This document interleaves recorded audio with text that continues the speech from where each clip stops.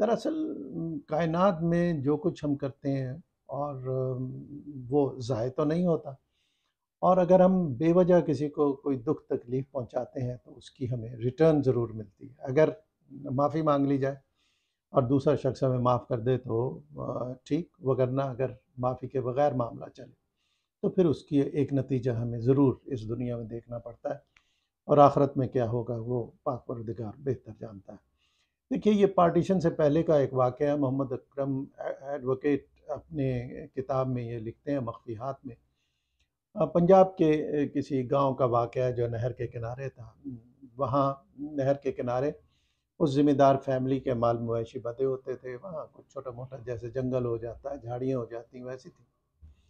اس خاندان کے ایک لڑکے کی منگنی اپنے رشتہ داروں میں ہوئی، اور پھر وہ کسی وجہ سے ٹوٹ گئی۔ اس منگنی کا دکھ ٹوٹنے کا اس لڑکی کو بہت تھا، کیونکہ لوگ طرح طرح کی باتیں بناتے ہیں۔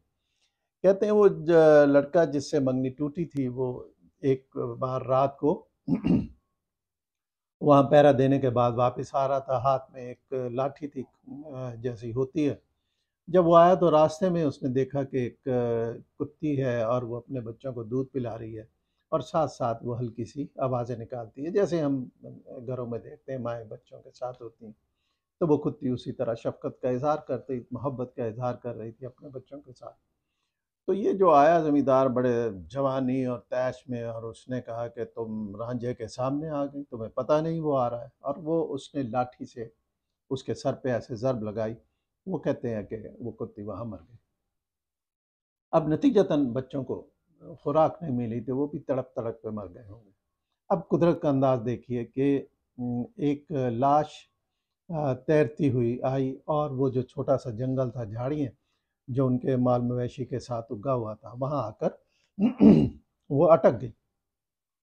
پتہ چلا لاش ہے، پولیس آئی، پکڑی گئی، اور وہ اس کو پکڑ کے لے گئے، کیونکہ اس کے پاس ہی تھا۔ لاکھ کوشش کی گئی، مقدمہ لڑا گیا، لیکن کام نہ بنا، کیونکہ وہ لاش اس لڑکی کے بھائی کی تھی، اور لڑکی نے جس سے منگنی ٹوٹی تھی اس نے عدالت میں بیان دے دیا کہ میرے بھائی کو اس نے مارا ہے۔ اب وہ کہتے ہیں کہ لواحقین نے وائسرائے تک اپنی اپروچ لڑائی، اور اس لڑکے کو آ کے کہا بالکل مت گھبراؤ، اور تم آزاد ہو جاؤ گے، تمہیں پھانسی کی سزا نہیں ملے گی۔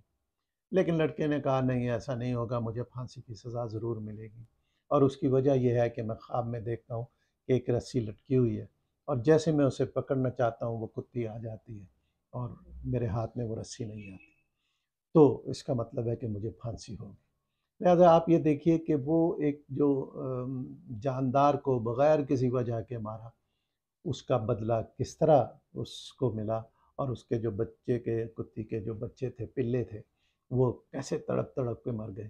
قدرت کو یہ گوارا نہ ہوا کہ اس کتی اور اس کے بچے ایسے مر جائیں تڑپ کر، اور پھر نتیجتاً اس شخص کو اپنی جان سے اس کی قیمت ادا کرنی پڑی۔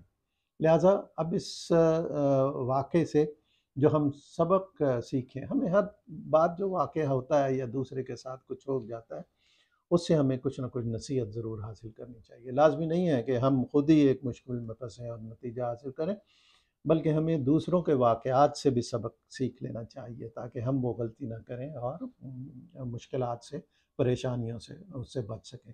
تو اب اس سے ہمیں یہ نتیجہ ملتا ہے، جیسے آپ نے دیکھا راہ جاتے جاتے اگر کوئی اس طرح جانور ہے تو اسے پتھر سے مار دیتے ہیں، بھگا دیتے ہیں غیر ضروری طور پہ۔ ہاں، یہ عموماً ہوتا رہتا ہے کتے بلی کے ساتھ، وہ جانور جو انسانوں کے ساتھ رہنے لگے ہیں ان کے ساتھ یہ سارا ہوتا ہے۔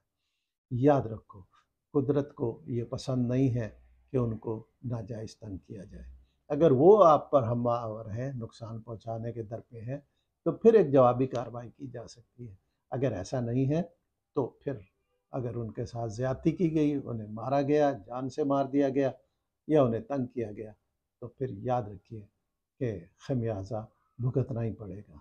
جہاں ایک بری عورت کو پیاسے کتے کو پانی پلانے سے جنت مل جاتی ہے، یقین جانیے کہ اسی طرح اگر کسی ناجائز وجہ پہ ہم کسی جانور کو مار دیں گے، کتے کو مار دیں گے، تو اس کی سزا ہمیں اس دنیا میں بھی دیکھنی پڑے گی اور آخرت میں بھی دیکھنی پڑے گی۔